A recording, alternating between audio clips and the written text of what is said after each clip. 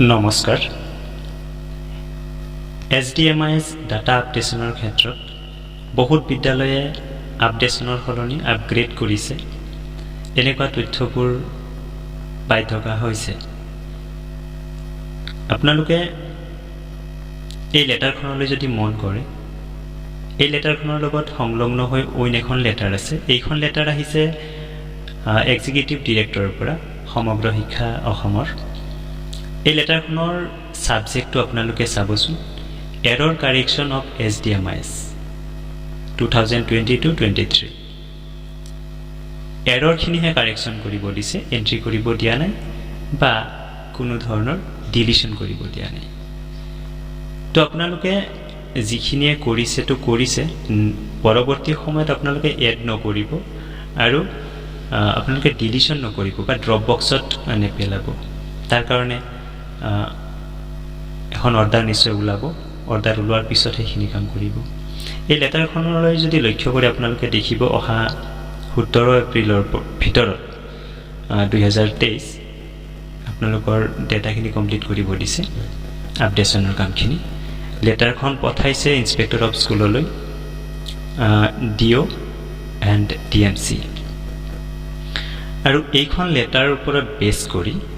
আমাৰ ডিস্ট্ৰিক্টৰ ফালৰ পৰা এখন লেটাৰ পঠাইছে এই লেটাৰখনলৈ মন কৰিলে দেখিব লেটাৰখন আহিছে শ্ৰী লক্ষ্মী দত্ত ACS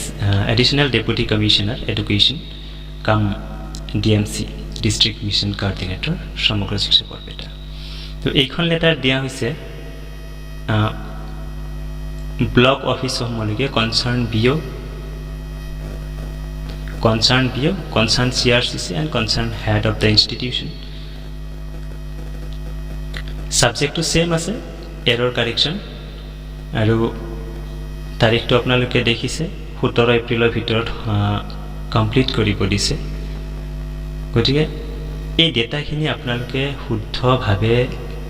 আপডেট কৰক কোনো ধৰণৰ নতুন এন্ট্ৰি নকৰিব আৰু ডিলিট নকৰিব যি ধৰণে আছে সেই ধৰণে আপডেট কৰিব তাত কিছুমান এজ ৰিলেটেড মানে কাৰেকশ্যন কৰিব লগা আছে কিছুমান বিভিন্ন তথ্যৰ ওপৰত কাৰেকশ্যন কৰিব লগা আছে সেইখিনিৰ ওপৰত মই এখন ভিডিঅ' এটোৰ মাজতে সময় দিম প্ৰেক্টিক্যাল এখন স্কুলক এক্সাম্পল হিচাপে লৈ আমি আপোনালোকৰ সন্মুখত ৰিফ্লেক্ট কৰিম তাৰ জৰিয়তে আপোনালোকে